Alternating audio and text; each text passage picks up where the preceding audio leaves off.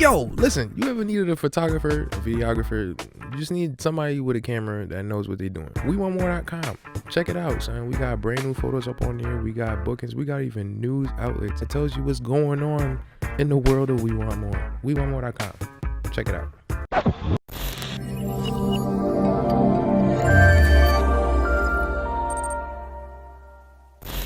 Alright guys, what's going on? It's your boy Shamar Moore, aka We Want More for those that got me on the gram, the snap, and the Twiddly. Today guys, I know normally I do on the channel like more recently I've been doing like, what have I been doing? But anyways, I haven't done tutorials in a while.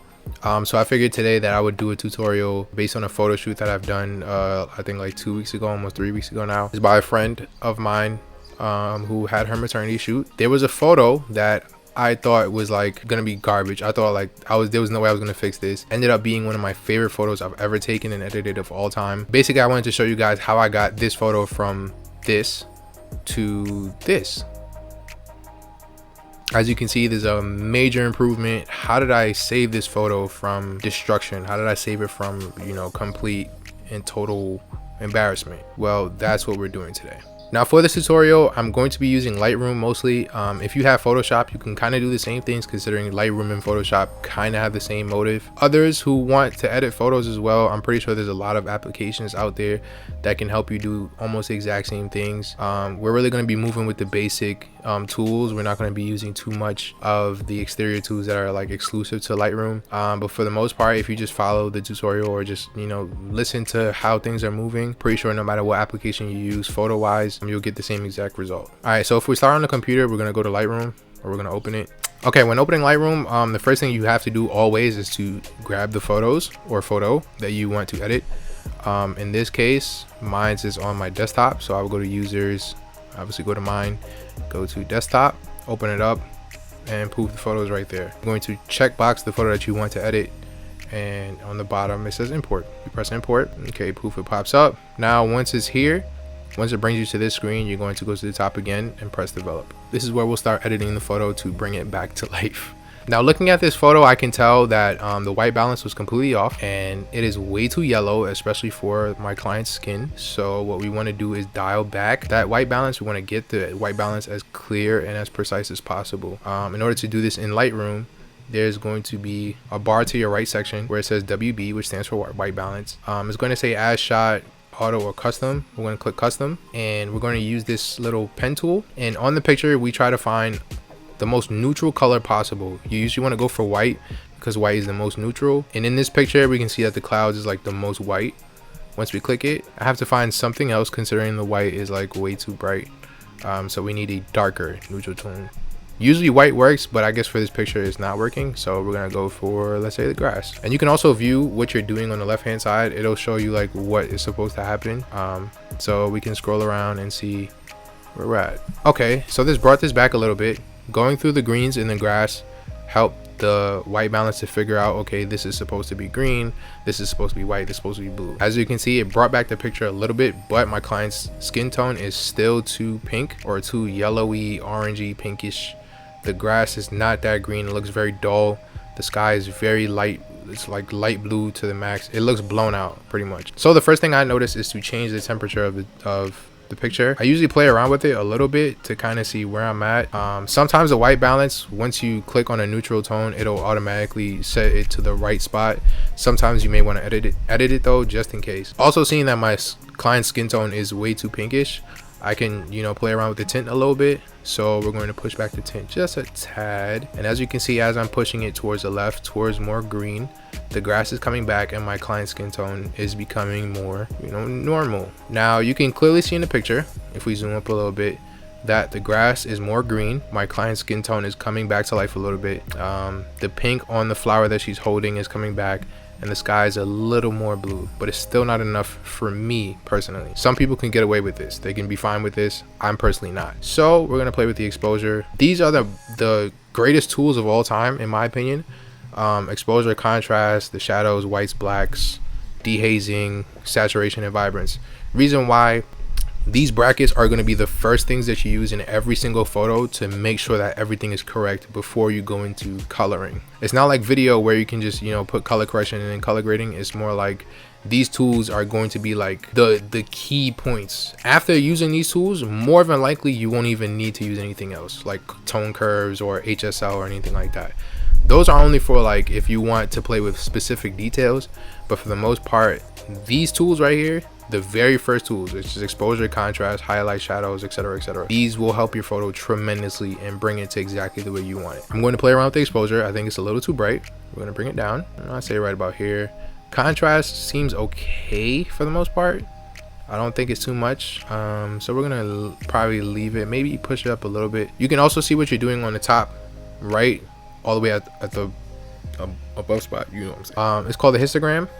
It's basically showing like all the colors that's in the photo, as well as the blacks and whites and grays. If you notice, the color brackets are way over to the top. That means it's way too much of that color.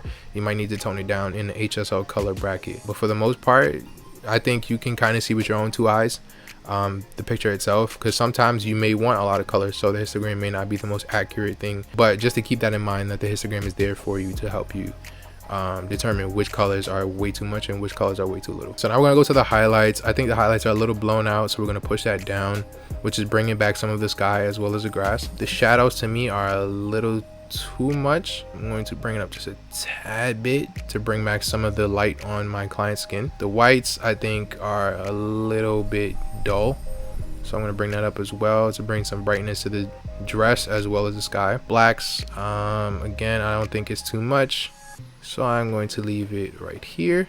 Texture really plays with like how soft or, you know, very strong the picture is. Considering I don't like the picture to be very strong in most cases, I like to bring it down so it brings like that glowy effect, considering, you know, the photo is more like a baby's coming, there's grass, it's very elegant, flowy, godly like, so I like to leave it downwards. Clarity, I also do the same, to bring that kind of glow towards the picture, but not too much where it looks crazy or looks too blurry. Dehazing might be the most important factor, considering this picture was shot when the sun was at its brightest.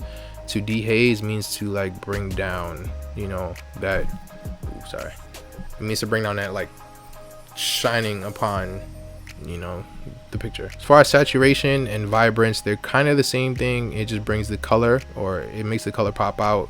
I don't want to do too much of that because I feel like it's already going too much into the picture with, you know, texture, clarity, and dehazing. So we're going to push that up just a little bit, but not too much. Okay, so as you can see, if we press these two white buttons in the bottom left, you can see where we got the picture from this to this. Right now it looks great, looks amazing so far. My only issue is my client's skin now. Okay, if you can see, my client's skin is a little too orangey, and it makes the skin look not that real. On top of that, the picture, if you look at it close up, you can still see that it's a little too yellowy for me. So what we're gonna do is go back to temperature and tint, which kind of handles the, you know, white balance of a picture. Kind of play with it just a little bit, maybe push a little more pink into it. Temperature, let's see, and the temperature just a little closer to blue. Okay, I'm pretty satisfied with this. So now we're gonna go to HSL and color. We don't use tone curve that much, considering contrast, shadows, highlights, black and whites are already dealt with up there. Tone curve is only if you just need like a little more detail, or you just need a little more popping out of the picture to do, so you don't really need that much. With HSL and color, we're going to mess with mostly orange, considering my client's skin color is going to be orange. A lot of times with people, the orange tone will be your best friend, considering like everybody's skin is more so falls on the orange reddish color grade. So we're gonna first click hue. If you mess around with the orange just a little bit, you can see her skin changing. I think her skin is a little too orange, so we're gonna push it back towards the yellow side, and I think this is okay. If you need extra help, you can zoom in to see exactly what you're doing. This should be fine. Let's go to saturation. If we bring all the way up, you can see it's just is way too much. And looking on the left side, you can tell it's like no.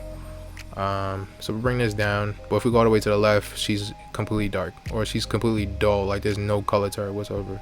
So you want to bring it just a tad bit, make it look realistic, not too much. Maybe bring it down just a little bit.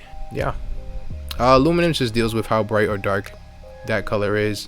So if we bring it down, you can tell she got darker. If you bring it up, you can tell she got lighter. For this picture, because it's like a little glowy, heavenly kind of picture, I like to bring up just a little bit so that she shines more than the backgrounds. Also, with this picture, I'm not a big fan of like greens popping out too much in the background. So what we're going to do is we're going to bring down the greens as well. We're going to bring down the greens just a little bit. It kind of dulls out, you know, that brightness of the green, and then also go to saturation and turn on the green as well. You can see how the grass is not so much of a problem in terms of who to focus on in the picture. The grass is dull. My client's skin is looking okay. It's pretty good. The last thing I'm going to do is worry about the sky, which is the aqua. So both of them will work in the same way, because you know the sky is kind of like fading down. If you see at the top is very blue, whereas as it's going down it's more light. So if we mess with both of them to get them equally, fixing up the blues, could bring the blues just up a little bit so that it pops out but not too much. Bring the aquas down, go to luminance, turn on the blues.